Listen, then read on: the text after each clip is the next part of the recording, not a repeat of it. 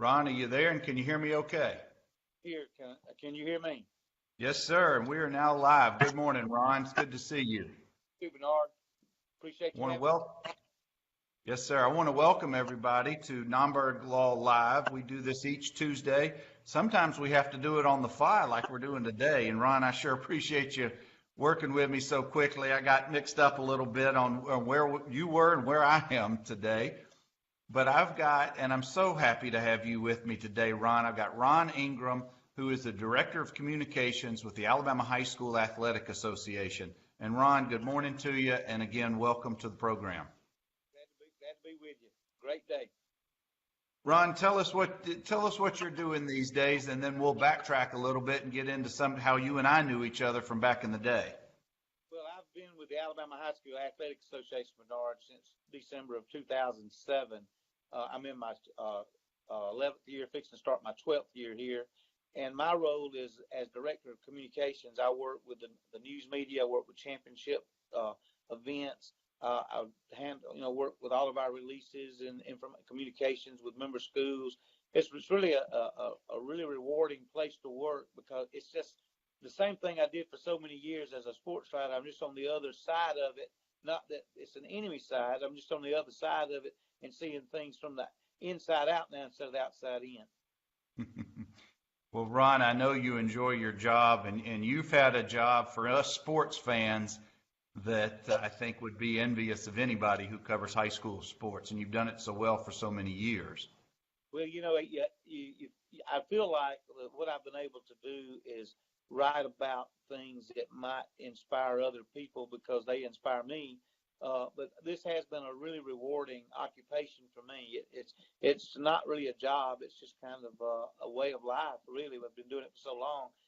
But the people that are in this job, the other people that work at the Alabama High School Athletic Association, they have the same kind of passion and the same kind of commitment to just doing whatever's best for our member schools and our student athletes. Well, Ron, let's step back in time for a few minutes. When I first was familiar with you was when I was in middle school and high school in Dothan. So tell us a little bit about your career back in the 80s and 90s before now. Right. Well, when I finished college, I graduated the University of Alabama in December of 1974, and I took a job with a gentleman named Earl Hutto, a real popular sports name in this state. Earl Hutto, for many, many years, was a sportscaster for for Panama City Channel 8, and he was a state legislator. And I went to work with him with an advertising and a public relations agency. And then after 6 months, I had a chance to come to Dothan to help start the sports department of the Dothan Progress, which was a 32,000 circulation weekly newspaper. But we had so much fun there. We had a chance to really just create and make our own way. I remember the very first sports section I had a chance to play a round of golf 2 weeks earlier with Roger Maris at the Future Masters. And what he talked to me about in a golf cart was later made into a movie by Billy Crystal, the movie 61. I was amazed at how accurate Billy Crystal was with his depiction of that year for Roger Maris' 61 homers. And then I also had a chance to write about Leroy Cook, a guy I chased all over the field in high school myself. And we had a really great time. Leroy Jordan was next, and we just kind of did what we wanted to do, and we covered the stew out of high schools, which I fell in love with quickly. You were a pretty good ball player yourself, as I remember, Bernard. Had on some great teams, but then I moved from the Dothan Progress to the Dothan Eagle, where I stayed until 1984, and then right before the football season of '84, I went to the Birmingham News, where I stayed until 2007. There, my role was actually the high school sports editor for the Birmingham News. So I got to put 90% of my energy into high school sports, and that was just fantastic for me. I bet it was, because I know how strong high school sports have been over the last several decades in the state of Alabama. So I bet you were in heaven covering it up in Birmingham. Oh, I was, and I'm a little melancholy today, if you want to know the truth about it, Bernard, because one of my dear friends and one of the dear friends of high school sports in this state, Dr. Billy Morris, passed away earlier this week, and his funeral's tomorrow. But he was the athletic director for the Birmingham City Schools for a long, long time, and I just really admired what he did and his passion for those kids and how he helped Birmingham City Schools flourish with several state championships and just it was pretty amazing. But we're gonna miss him. He was a college and high school teammate of Bobby Bowden, that to date him a little bit, but he was a kind gentleman who really loved people, and I liked him because he elevated me to doctor. He called everybody doctor, so he called me Dr. Ingram. I didn't have to get a degree to get it; it was just his degree. He sounds like one of those men who just helped to build the foundations for what is now such a successful programs around the state, all sports, really. It really is, and he had a big hand in the Crippled Children's Clinic game played at Legion Field every year, which was really the large school state football championship. Northview played in it twice, in 1981 and then again in 1985, and then he had a big hand in helping the Super Six championships come to Birmingham's Legion Field, and he was still active and involved with high school sports through the Monday Morning Quarterback Club even until last year. He was in charge of high school day when they honored students. All the playoff teams from Jefferson County and the Birmingham City Schools, as well as at the end of the year, students in each sport were honored. Just a special man, yeah. But it was fun in Birmingham. I really love Birmingham, but I loved Oakland. I loved everywhere I've been, to be honest with you.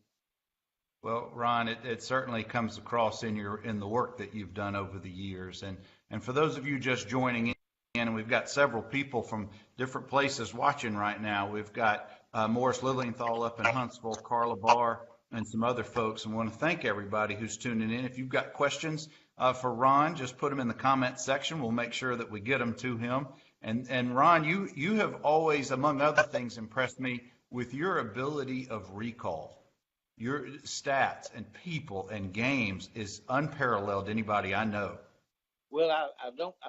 You're saying I can store a lot of what would be some people call useless information. I don't know why I can remember a lot of that stuff so well, except for the fact that I've seen what it means to those kids. Everybody might remember the goal line stand at the Sugar Bowl. I was there. That was important. I was on the goal line trying to take pictures, and I got the goal line stand as a photographer, which was like a blind hog finding an acorn.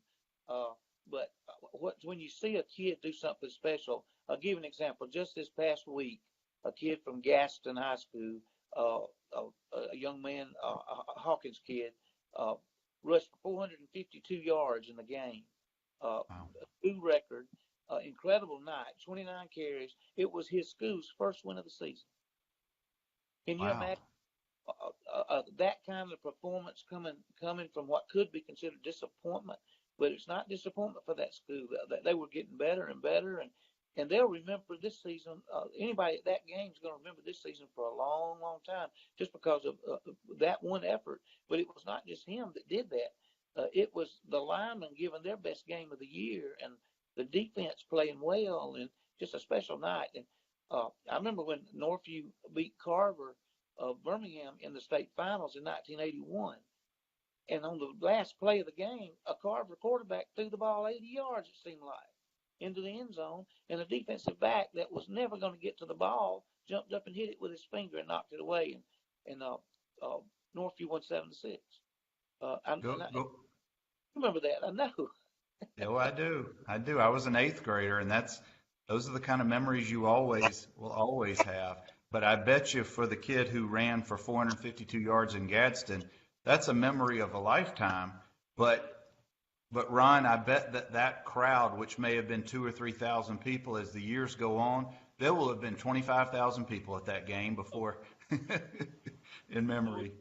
When I was in college, there was a game to be played in Birmingham in 1974 between Banks and Woodlawn, where they were both undefeated. Tony Nathan was on Woodlawn's team, and Jeff Rutledge was the quarterback at Banks. It was made into a wonderful movie that Jeremiah Castille's son played Tony Nathan in the movie called Woodlawn. It's an incredible movie and about an incredible coach named Tandy Geralds, who I got to know real well. But anybody I ran into asked me was I going to the game, and I said, well, I don't know. I don't think so. I didn't go. But after that, my years in Birmingham, no matter who I ran into, they were at the game. and there must have been 200,000 people at the game. That's right. That's There were right. 6,000, and they backed up the kickoff from 7:30 to 8:30, I believe it was, because they only opened one gate at Legion Field, and the line of tickets they were up the street there almost 10 blocks, still trying to get in at halftime. So there Wow. were a lot of people there, probably the biggest crowd we've ever had. But it's amazing how the crowd has gotten bigger through the years. That's right. Ron, we've got a question. Elsa Nielsen, and I hope I'm pronouncing her name right, Elsa. Uh, Her question to you is, do you think the 2010s will be regarded as a golden age of high school football, considering the talent we've had this year with 3 4-star QBs from the Birmingham area? I think you need to write another few chapters of your book. Well, this is an unusual year for quarterbacks, but we've had some other unusual years for quarterbacks. We've got Bo Nix right now who's closing in on the all-time total offense record. The guy he beat was Jamarcus Russell, who started in the state championship game as a ninth grader and was the first player drafted in the NFL draft. He was not the player we thought he'd be in football in the NFL, mainly because of some other problems. But we've had great years, great seasons. This is really a good time right now for passing.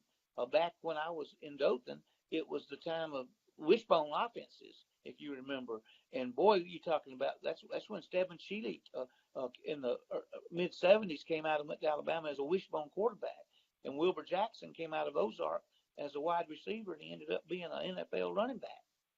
So. But this is a good time, Miss Nelson. I think you're right. We do have a lot of good quarterbacks. We've got the three you talk about in Paul Tyson, which is Coach Bryant's great grandson at Hewitt Trustful. You've got Talua Tagovailoa at Thompson, who is the younger brother of Tua Tagovailoa, and he's an incredible quarterback. Bo Nix is at Pinson Valley, but now we also have a kid named Michael. I believe his name is Michael Burnett, who's already been over 400 yards 3 times this year passing. And Falkville has a quarterback named Aaron Dove who went over 400 yards one week and over 500 the next week. And he didn't play last week because they were off. And he threw 15 touchdown passes those 2 weeks. And that's a Class 1A school. We got some really Wow. good receivers too, though. For the population for the state of Alabama per capita, we put out some pretty good athletes every year. A good trivia question, Bernard, is that which state has produced more players that have participated in the football championship series? Which state would you think has had more kids to play in championship series through the years? And it's a pretty obvious answer in Alabama, because the University of Alabama and Auburn have been in there, and we have a lot of kids on those rosters. But not too long ago, not only did we have Alabama in the national championship game, but we had Jacksonville State in the next level, the football bowl series championship game, whatever that was called then. Last year we had a coach at Clemson who played at an Alabama high school. That year, the other time I was talking about with Jacksonville State, their head coach John Gross played at Asheville High School. Mm-hmm. The tradition, and right now we've got Jeremy Pruitt, who played ball at Plainview High School. His dad's still coaching at Albertville now. Dale Pruitt, he's the head coach at Tennessee, and Kirby Smart's dad, Sonny Smart, got his start coaching at Hopeville High School in Alabama, and I believe that's where Kirby was born. Is when they were at Hopeville. Well, Ron, I've got a good little piece of trivia for you, that when my brother David actually watches this later on, he likes to say that he put Kirby Smart on the map, because Norfolk used to play Bainbridge back in the day, and Kirby intercepted David, I think 3 times over the 2 different years they played each other. So David likes to think he helped to propel him to Georgia and got him into where he is today. Who was the better quarterback, Bernard or David? I'd say Robert. Robert may still hold some records. Yeah, Robert threw the 69 passes in one game, I believe, against Greenville, if I'm not mistaken. And they lost. Yeah, that was not the best year for Northview, but that was, again, one of those incredible performances in a game where everything just came right, and let them know that we're not. There's really a lot of times there's not that much difference and a 10-1 team, and I say a 2-8 team. It's Mm-hmm. just a play here, a play there, and a confidence builder there, here, a confidence builder there. Probably the number one the secret ingredient of a successful high school program is consistency. If you want to meet Mr. Consistency, just go to Luverne, a Luverne home game, and ask somebody where Coach Glenn Daniel is sitting, and he'll be sitting there at age 92. Still could outcoach anybody I know, and it's a delightful gentleman. He won 303 games at most of them at Luverne High School, and Buddy Anderson at Vestavia Hills. He's won every single one of his 333 games at Vestavia Hills High School. His dad, Dubby, won 185 games at Thomasville High School. His dad and him and Buddy have been at two schools. Ron, I got another question. They're coming in for you. This is from my buddy Morris up in Huntsville. Do you like playing the state championships at the big stadiums like at Alabama and Auburn, or would you rather they play at home stadiums of the home team with the better record? He's asking an old reporter that question, and obviously the old reporter would say, when they play them at the old home stadiums, I got to see one of them each year. Now that they play them all at one site, I get to see them all. So I personally, from a reporter standpoint, it's a no-brainer. But reverse that question. What would he want to do as a player? A player would love nothing better than to have the opportunity to play on the same field that Tony Nathan played on, or the same field that Bo Jackson played on. The very first year we were in Tuscaloosa, I saw a young girl kiss the ground when she came in, a cheerleader. She said, "My dad is standing on the same hallowed ground that Bear Bryant stood on." These kids have a blast. It's a memory that they'll never forget. Now, playing at home is a great memory, but playing on the road in a final is not a great memory sometimes. Mm-hmm. But I still do love the old scene in Hoosiers where they're traveling to the next game, and you see the long caravan of cars driving through the snow with the lights on. That's something that highlights my high school time at Pike County High School. But watching my high school win 5 state championships, I saw them win two at Pike County, and I saw them at Pike County High School, and I saw them win 3 at Legion Field. And Mm-hmm. I would take Legion Field any day, even though it was a great place at Pike County, and I parked in my aunt's yard and walked to the game. Mm-hmm. I never felt prouder.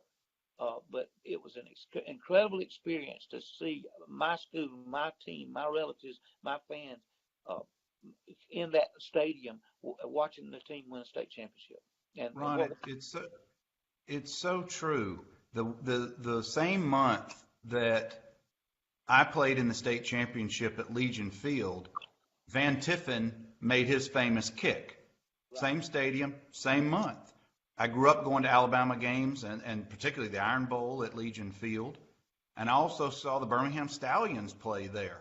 So to be able to play at that stadium, that was huge to all of us. Now, again, ask the player the question, and I can ask you that because you played an 85 game, right? Mm-hmm. Yes. Right. And y'all played, I believe, and that not hoping you played Johnson, J.O. Johnson. Or was it Huffman? Thankfully, we didn't. J.O. Johnson was the number 2 team in the nation, and they got beat by Huffman. Right, they sure did. And y'all played Huffman, right? We did. And that was like a home game to Huffman because Mm-hmm. even though they play all their home games in Legion Field, they did play some that year. That was my second year at the Birmingham News, and I can tell you I was extremely proud to see Northview in the finals that year because I knew Harry Wayne Parrish. I knew most of those players. I covered y'all before I left. But the year before, Prattville was in the finals, and I believe they beat J.O. Johnson that year. But Prattville was there, and John Glasscock was the coach, and I remember seeing him take a fledgling Dale County team and turn it around into a great, great football program. He was at Rehoboth and did the same thing, and I was really proud of John Glasscock too because I knew him. It was a friend, and it was a lot of fun to see the number of folks from Dothan, Alabama, sitting in those bleachers, both in 81 and 85. That's right. That's right. We've got several people watching in, Ron, and I just love talking to you about all this stuff. This is brings back such great memories. Brad Hardy down in Dothan, Dr. Brad Goodman here in town. Lynn Gursky is watching us. Courtney Hanahan. Thank you, guys. And if y'all got questions for Ron while we're on either now live Send them to us in the comment section or later on, because I'll rebroadcast this several times. Ron, let's come a little bit more modern. Tell us what you're doing these days as Director of Communications for the State Athletic Association. Well, what we're doing in this very week, if you, as an example, is we're having area girls volleyball tournaments right now. The classes 2A, 3A, 5A, and 6A played last night, with the winners and runner-ups in the areas advancing to super regional play this weekend. And tonight we will have 1A, 1A, 7A, and 4A playing tonight. And then we'll have all the pairings for the super regionals, which will be at the Von Braun Center in Huntsville and at the Crampton Bowl Multiplex in Montgomery. And those winners of the top 4 teams from each of the classes will go to the Crossplex next week for the state championships. And Bernard volleyball is such an exciting sport right now. It has actually grown to be one of, I think it's third best in attendance right now for us of all our sports, behind basketball and football. Wow. I can, just from going to my daughters both went to the Altamont school, and they've had success in the last few years. But sitting in those basketball gyms for those volleyball games, it's as loud as any contest, any basketball game I've ever sat through. And this month there's a lot of pink, because let me tell you, these kids really get behind anything that they can get, from a sportsmanship standpoint. They really get behind causes. And this is Breast Cancer Awareness Month. And what better way to show that is through a good, strong volleyball program. That Falkville team I was telling you about, the night the kid threw for 503 yards, the volleyball team had played and wore pink all week and had a tournament in honor of breast cancer awareness, and they raised money. And the cross country team had a relay from the stadium to a nearby Danville, where a kid, a neighboring school, had a young man who was dealing with cancer. They ran there and then ran the ball back in a relay like the Olympic torch. And then that night, wow. pilot dressed in pink dropped the football for the game into the stadium. They did all of that and raised close to $20,000 for breast cancer research. That was Ron, it's stories like that make, I'm putting myself in your position, that would make that type of job just all worth it. Those human stories are so meaningful, and they just touch you. They bring out the emotions. They really do. One thing that I have, several things I've been fortunate to be a part of. I've had a chance to be a part of the selection committee for really ever since its inception for the Alabama High School Sports Hall of Fame. I feel like I should have sent checks for tuition, because it was like a history class. I was sitting in my office with Alan Mitchell, the man that really started that Hall of Fame.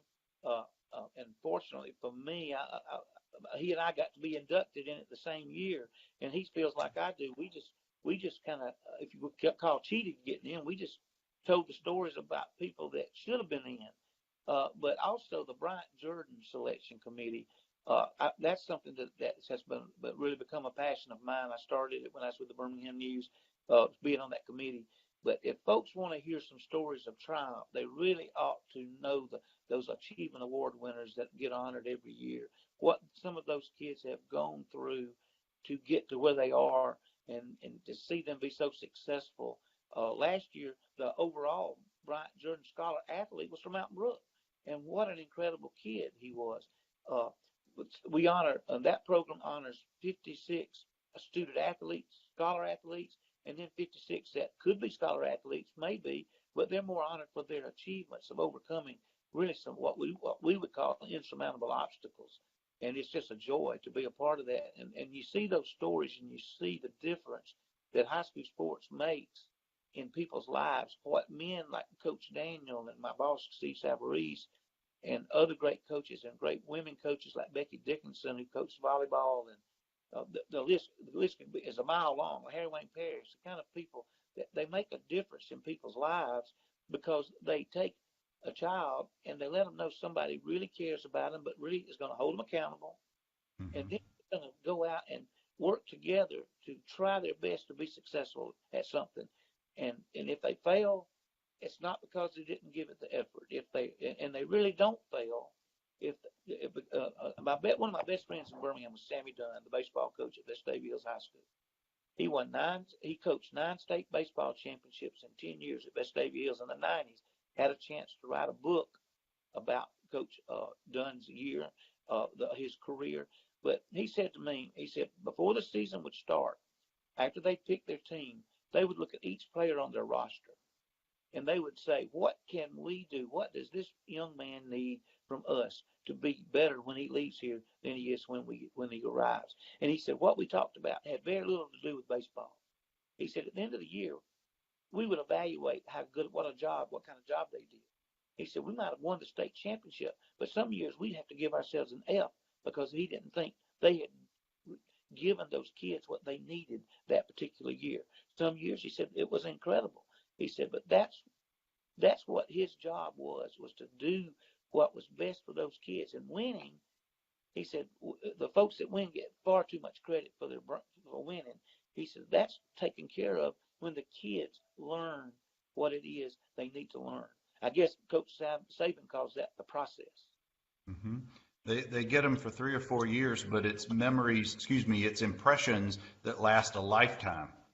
I bet you many former high school and college athletes, they look back at those times and the impressions that coaches have made, good or bad. But Ron, I've been to the Bryant Jordan Scholarship dinners many years, had the privilege of sitting there, and those stories are just of perseverance, are just incredible. They really are. I'm in a Sunday school class with a couple whose granddaughter was one of those honored last year, a girl named Zoe Portis. And Zoe she was born in Ethiopia. She was living a life of starvation, even trying to scrounge around as early as age 5 just to find food for her grandparents. I think her parents had already died. And a family here in Montgomery, Alabama, had a passion for young kids, and the Portis family adopted her. Well, she came here and started to school at a young age at Trinity Presbyterian School in our association, and she graduated with honors. She was a soccer player, and she stood up and spoke at the Bryant Jordan. I think you may have, if you went last year, you heard it. Not a dry eye in the building when she said how fortunate and how lucky she felt she was, but how lucky and how fortunate we are because of people like her and because of people like the Portises who really go that extra mile, and the teachers and the coaches at Trinity that really looked at that child as worthy of their very best, and she certainly proved them right. Ron, I had tears like the rest of us. It was awfully dusty during her speech, but I know Joy and Cole well, and I know Coach Randy Ragsdale at Trinity. He was defensive coach at Northview my senior year back in the mid-'80s. Coach Parrish told me many times the difference in the team was not the players, it was Coach Ragsdale and what he brought to the cohesiveness of that coaching staff and to that team. Mm-hmm. And Randy lived it. And just last year, I believe it was, he was the recipient of the Bubba Scott Fellowship of Christian Athletes award, which goes to someone who emulates what Mr. Scott did for others for so many years. He was the executive director here for a long time. And Randy was really overwhelmed. Buddy Anderson has won that award. That's pretty special. That's some high company right there. But Ron, we're getting close to the end of the interview, and I sure appreciate your time. I could talk to you all day, but you got other stuff you got to do. But I want to close with this. I want to jog your memory a little bit, and I want you to tell us some of your favorite games, moments, players who you've witnessed. It doesn't matter the sport, but your career has spanned since the 80s, and you've seen some of the best. So share with us just a little bit of your memories. So I don't forget them. You'd have to put Tanya Tice at the top of the list. A point guard that was at Phil Campbell when I first saw her in the 7th grade. If I remember right, the high school team was like 0-11. She was on the middle school team. They moved her up to the point guard, and they finished up 19-12 and got beat in the state finals. The next years, they got back to the state finals. Her dad was the head football coach, and he moved to Pell City. She went there. They won 4 teams the year before she got there. The next year, she hit a shot at the buzzer to win the 5A state championship. The next year, uh, her, she ended up going. She ended up going back to Hamilton because her mother was sick, and she led Hamilton to the state championship the next year. And that was a shot close to the buzzer. And then her last year, Hamilton was back in the finals. They played Pell City, the team she had left. And Pell City won the game probably by 15 or 20, but she was named most valuable player, and she got a standing ovation for at least 15 or 20 minutes. And the mascot at Pell City was dressed up like a big old panther. And once one of her best friends and the panther came over and picked her up and hugged her. I don't think I'll ever forget that moment. One of the greatest moments in high school sports. Now for her, now in football, there's been so many. But a game that I'll never forget, I think I could write it tomorrow, was Slocum versus Elmore County, and I believe it was 1978 in the semifinals. And Slocum had hired Johnny Long's daughter as the band director, and she came into Slocum, and she had probably 200 kids in the band, and they were loud.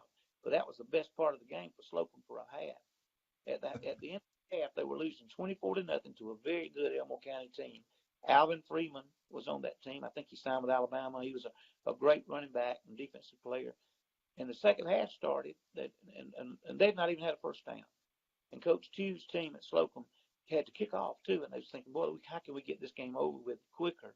Well, on the kickoff, Alvin, for some reason, had a brain warp, and he let the ball roll dead at the 8. Slocum recovered, took about 3 plays and scored, went for 2 and made it. Now it was 24-8. Well, Coach Terry Burt, who was in the High School Hall of Fame year, he called Alvin off to the side and really gave him a little lesson on remembering what the rules were. He put him back out there, and dang if it didn't happen again, but this time on the 2. Slocum recovered. They scored, went for 2. Now we have 24-16. Well, now they're all fired up, and that band has never been louder. Well, right after that, Slocum kicked off again, and Alvin caught the ball and had a good return, and they had to punt. And right as the fourth quarter started, Slocum got the ball. And they had a boy named Benny Earl Youngblood playing tailback, 5'7", maybe 170 pounds. They had a 26-play march. He had 26 plays. They scored with 30 seconds left in the game to make it 24-22. And he had every carry. They lined up to go for 2. They had a great play call, but this player from Elmore County came through the backfield and tackled Benny Earl in the backfield, and they won 24-22. Alvin Free made the tackle. And the next week, Elmore County won the state championship, 3-0, I believe. I'll never forget that game. And I was talking on Jocks one day and telling somebody about that story. They asked me this question. And Benny Earl was riding through Birmingham, and he gave a call. And he said, I didn't think anybody would remember that game. I said, Benny, nobody would forget it if they were ever there, you know. That's right. And in basketball, I saw a lot of great players. I love watching Jim Farmer play in Dothan. I love watching Headland High School play down there. But probably one of my most memorable players was a boy named Jeremy Monso. He came to Parkway Christian, and he ended up scoring over 50 points 39 times in his high school career. He was incredible. But I could go on and on. Baseball, incredible. We have such an incredible history of baseball here. And one of my favorite memories in baseball was when Stedman Shealy struck out. He struck out. David White struck him out, and the rest of the team thought, my goodness, Stedman never strikes out. And when he came back to the dugout, he put his bat on the rack and said, well, he was just better than me that time. Tell me a whole lot about Stedman Shealy in high school. Sure did. Well, Ron, I can't thank you enough. These are some awesome memories. I appreciate you agreeing and having the time to do this on such short notice. But I hope that our paths cross again real soon. Well, appreciate it. Thanks for teaching me about this app. I'm 66 years old now, and the word app means I'm apt not to know how to do it. Well, guys, thank you for tuning in with us. I've had Ron Ingram, who is currently the Director of Communications at the Alabama High School Athletic Association. He's had a wonderful career as a sports reporter, knows more high school sports trivia than any person. You're on my team any Wednesday night that we've got trivia, that's for sure. Ron, thank you again, guys. We'll catch you again next week with Nomberg Law Live. Take care.